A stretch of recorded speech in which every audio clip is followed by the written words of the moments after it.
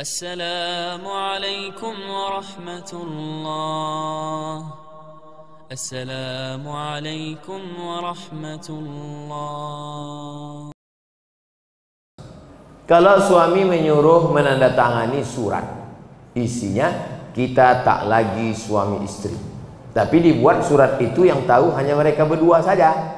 Apakah itu sah, Pak Ustadz? Sah. Sah, jatuh talak.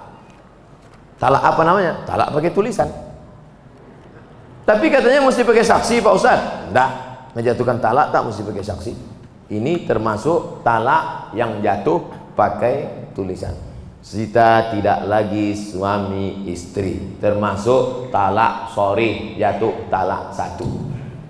Bagaimana talak bisa jatuh? Dua. Yang pertama sorry, kucerai engkau talak satu, atau ditulisnya. Yang kedua pakai kiasan, pulanglah engkau ke rumah orang tua. Ibu-ibu, istri-istri, kalau ada suamimu berkata pulanglah engkau ke rumah orang tuamu, jangan pulang, tanya dulu apa maksud kau bro. Karena tolak kinayah yang kiasan itu mesti dilihat niatnya. Kalau niatnya niat tolak, maka jatuh talak. Tapi kalau tak ada niat tolak, enggak. Pulanglah kau. Muak kali aku nengok, pergi kau balik. Abang, apa niat? Enggak ada, nyuruh balik aja. Baliklah. Makanya perempuan itu mesti ngerti. Perempuan jangan mau dibodoh-bodohi. Pulang sana, pergi pulang. Maksud abang pulang apa ini? Enggak, maksudnya pulang liburan aja. Baliklah. Tak ada tuh talak. Apakah berdosa bila saya meminta rujuk lagi pada suami sementara suami sudah menikah lagi? Padahal saya di poligami pun ikhlas. Saya ulang dari bala. Apakah berdosa bila saya meminta rujuk lagi? Rupanya bapak ini diceraikannya istrinya. Setelah cerai, nikah dia dengan perempuan. Setelah itu datang bini pertama minta rujuk balik. Dan dia mau dipoligami. Dulu di status dia bini pertama, sekarang dia jadi bini kedua.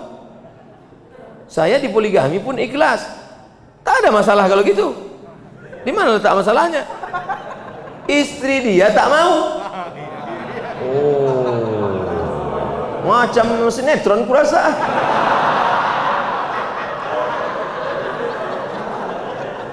Istri dia tak mau dipoligami. Bagaimana menurut Ustadz? Apakah tindakan saya berdosa? Tindakan ibu tidak berdosa, karena ibu bukan pelakor, pengganggu laki orang. Tergantung bapak nih, gentleman tak dia? Kalau dia bersikap, kata dia, kau balik, yang ini tetap. Tapi kalau dia takut, termasuk anggota istri, ikatan suami takut istri, maka tak jadilah. Nah, ini tergantung kepada si bapak nih. Ibu tak berdosa selama ibu tak melakukan perbuatan haram, tidak melakukan perbuatan maksiat, yang pula di WA dia tiap hari, bang, jadi kita balik. Jangan ganggu-ganggu dia, jangan goda-goda dia. Tapi bahwa dia mau balik, berani dia, maka tapi tidak semudah itu. Karena di Indonesia tidak boleh laki-laki menikah tanpa ada surat izin dari istri pertama. Ibu dianggap bukan istri pertama karena sudah lepas, maka istrinya yang sekarang ini yang pertama. Maka kalau kalian mau menikah, mesti ada surat izin dari ini, tanda tangan matre 6.000. Makanya ibu-ibu sebelum tidur malam pastikan keliling tempat tidur itu tak ada matre 6.000. Karena mana tahu kita pas sedang tidur kan diambilnya tangan. Selesai, pas tengok jadi. Hati-hati aja. Bukan saya nakut-nakuti. Ustadz, saya ingin tanya, apa hukumnya jika seorang sudah bercerai masih berdua-duaan dalam kamar?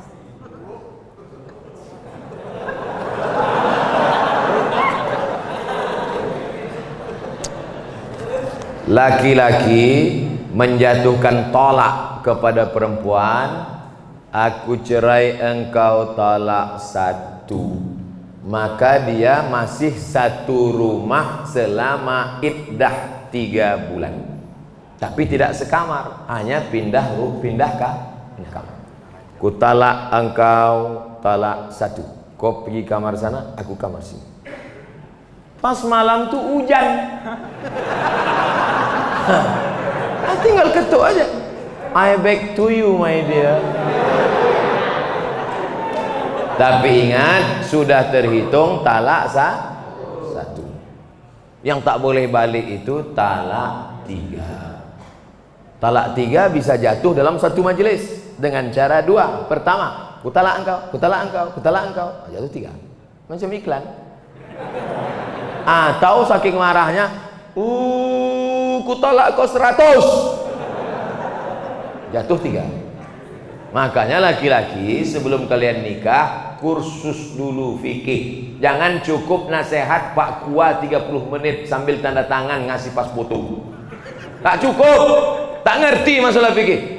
Nah, ini dia sudah talak, tapi tak disebutnya, entah masih ada iddah, entah tak ada iddah. Kalau masih ada iddah, berdua-dua dia, berarti itu sudah rujuk.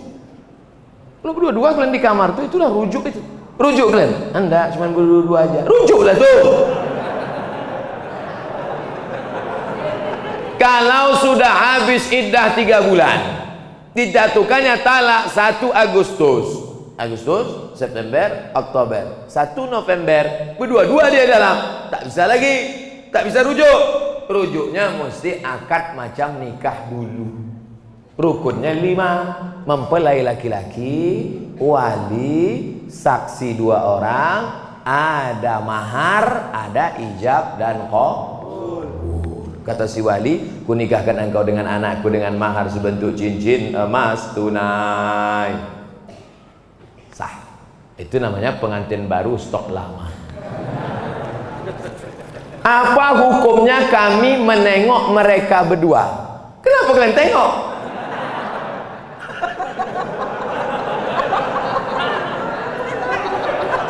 Man ra'a minkum mungkaran, siapa di antara kalian menengok kemungkaran, falyughayyirhu biyadihi, robah dengan tangan.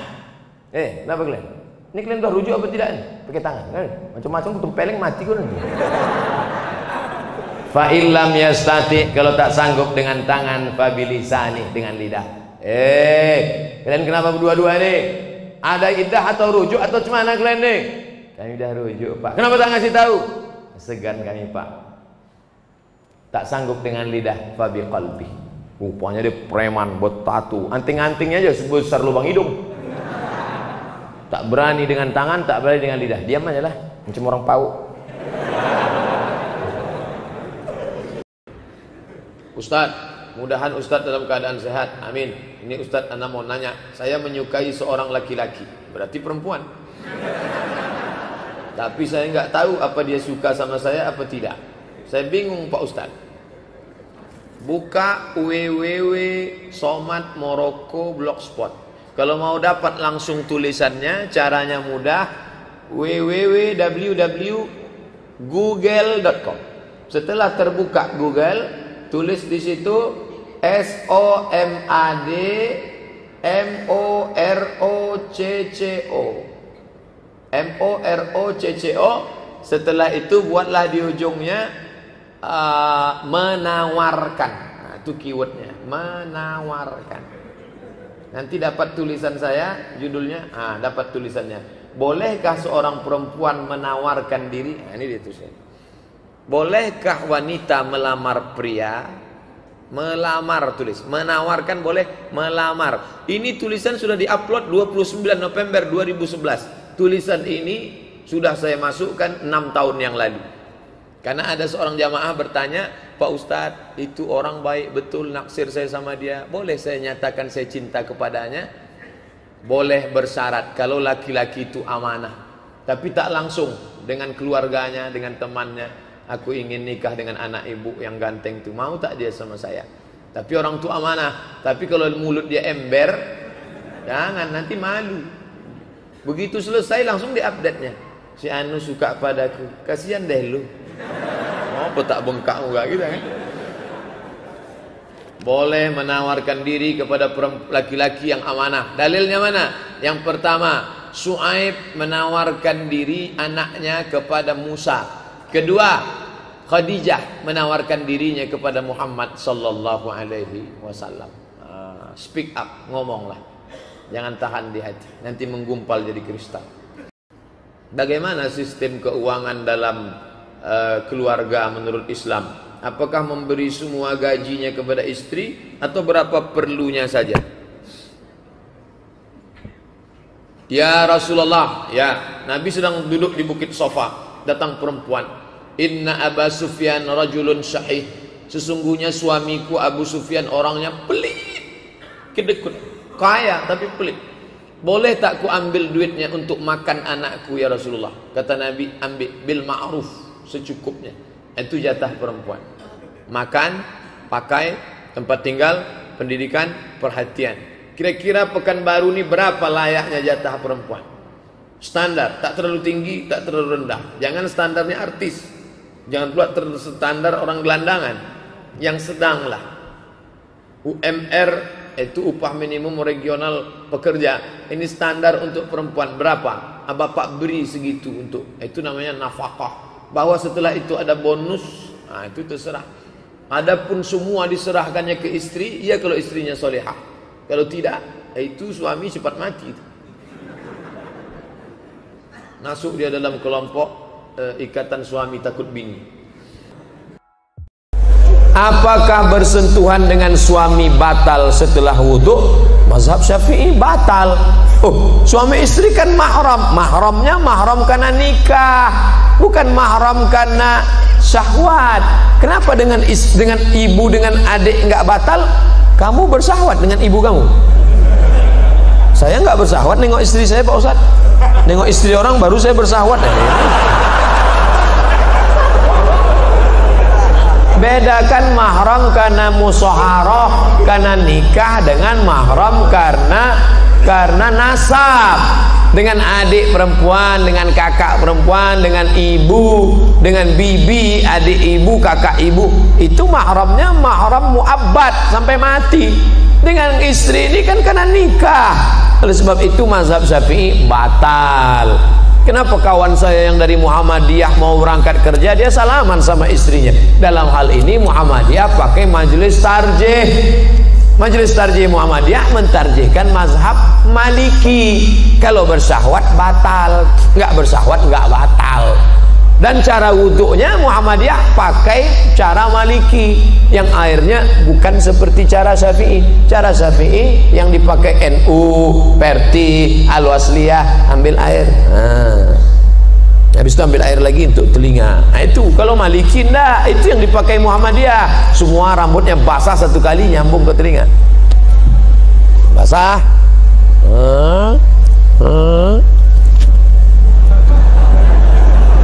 Satu kali.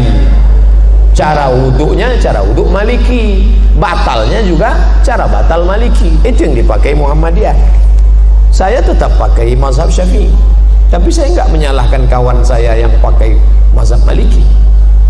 Pak Ustaz mau bertanya tentang reunian. Sekarang ini kan lagi banyaknya acara reuni. Gimana hukumnya bila reuni tidak bawa istri? CLBK, cinta lama bersemi kembali. Setelah 20 tahun gak ketemu, begitu ketemuan, dulu aku pernah naksir sama kamu loh. Masa sih? Dulu kita kan gak berani ya. Iya. Nomor berapa? Suami gak ikut, istri jalan sendiri. Kalau mau reuni juga, suami ikut, istri ikut, ngomongnya harus bareng sama. Jangan sampai, ingat, setan tidak pernah mengajak ayo berzina, enggak. La tattabi'u khutuwatis syaitan. Jangan ikut langkah-langkah setan. Dari mana langkah setan? Nazratun, pandangan. Setelah nazratun, fabtisamun, senyum. Setelah senyum, fasalamun, hai. Setelah salam, fakalamun. Sudah berapa anaknya? Suaminya kok enggak ikut. Setelah salam, fakalam. Setelah itu famau'idun, janjian. Ini nggak enaknya orang ramai. Besok kira-kira bisa makan siang nggak? No free lunch, tak ada makan siang yang gratis. Bisa lihat foto suami kamu, udah ada di FB mas. Lihat, masih gantengan aku ya. Terjadilah apa yang terjadi. Famau'idun faliqa'un, perjanjian dan pertemuan. Ingat, dulu ada kenakalan remaja, sekarang kenakalan orang tua. Buat grup di WA, tukar menukar cerita, lebih asik ngobrol dengan suami orang. Akhirnya tepok jidat, gak ada angin, gak ada hujan. Aduh, astagfirullah. Kenapa mas? Ingat mantan. Assalamualaikum Pak Ustadz, mohon doanya Pak Ustadz, tanggal 10 Desember nanti saya ingin menikah. Alhamdulillah. Barakallahu lakum wa baraka alaikum wa jama'i bainakum bi khair. Maka mohon saran Ustadz bagaimana menjadi pemimpin keluarga yang baik menurut syariat Islam. 1. Kau pahami bahwa istrimu itu dipertemukan Allah dengan engkau. Kau katakan nanti kepada dia, Adinda, aku tak pernah mencarimu, kau pun tak pernah mencari aku. Allah sudah mempertemukan kita. Apa jawab istrinya? So sweet mas. Yang kedua, kalian adalah makhluk yang berbeda. Yang satu dari planet Mars, yang satu dari planet Venus. Sama-sama mau makan telur ayam, tetap beda. Yang satu mau mata sapi, yang satu mau telur dadar. Maka kalian diikat oleh dua. Apa yang mengikat? Wa ja'ala bainakum mawaddatan wa rahmah. Kalau ada salat malam ini yang datang pasangan-pasangan umur 70, 60, apa yang membuat mereka masih bergandengan tangan? Rahmah. Mawaddahnya sudah tidak ada. Apa itu mawaddah? Physically, rambutnya, matanya, kulitnya, fisik. Tapi rahmah menutupi kekurangan. Kenapa kau nikahi dia? Karena dia kaya. Kenapa kau nikahi dia? Karena dia bangsawan, bangsa yang hidup di awan. Kenapa kau nikahi dia? Karena dia cantik. Tapi setelah menikah yang kau lihat hanya kekurangannya. Kurang tinggi, kurang putih, kurang kaya, kurang mancung, kurang. Hunna libasul lakum wa antum libasul lahun. Mereka jadi pakaian bagimu dan kau jadi pakaian mereka. Tutupi aib cacat kekurangan. Kenapa Ustadz Somad malam ini pede ceramah? Karena ada pakaian. Pakaiannya luar biasa, ittihad Islamic Center. Pakai sorban, pakai page, maka pakaian. Jadilah kau pakaian. 4. Litaskunu ilaiha. Dia menenangkan hatimu, engkau menenangkan hatinya. Ingat bagaimana seorang sahabat ketika anaknya mati, meninggal dunia, dia datang pulang ke rumah, Ummu Salamah memasakkan. Setelah itu dia berikan kepada suaminya. Setelah Abu Salamah kenyang makan, barulah Ummu Salamah cerita, Mas, ada yang mau ku sampaikan. Apa ceritanya Adinda? Anak kita mati. Biarkan dia makan, dia tenang. Ini belum apa-apa. Mas, kenapa mati lampu? Gimana dia mau tenang? Litaskunu ilaiha. Yang keempat, dia menjadi tanggung jawabmu dunia akhirat. Dulu kau sendiri saja usolli sunnatat tahajud, tapi sekarang kau sudah ada gerbong satu di belakang. Siapa dia? Istrimu. Maka nanti malam, hari ini akad nikah, nanti malam usolli sunnatat tahajud raka'ataini imaman. Makmumnya siapa? Istrimu. Kau ambil air, kau bangunkan dia untuk tahajud. Bangun. Ini kalau nikahnya udah 20 tahun.